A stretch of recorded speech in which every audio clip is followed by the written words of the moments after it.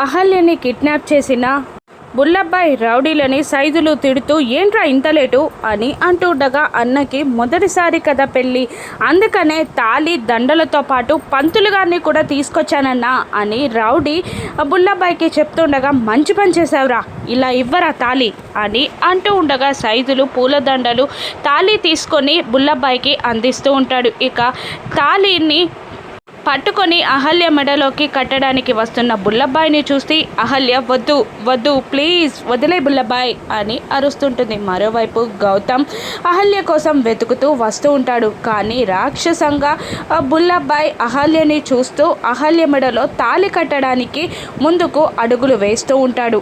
భయంతో అహల్య తన చేతిని విడిపించుకోవడానికి చాలా ట్రై చేస్తూ ఉంటుంది. గౌతమ్ వెతుకుతూ వస్తూ ఉంటాడు.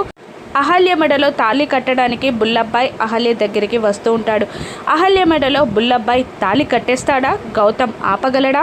అతిథి కోరికల చీటీలని చూస్తుందా? అహల్య కడుపులో పెరుగుతున్నది ఇంద్రా బిడ్డ అని అతిథి తెలుసుకుంటుందా? రాను ఎపిసోడ్స్లో చూద్దాం. Thank you for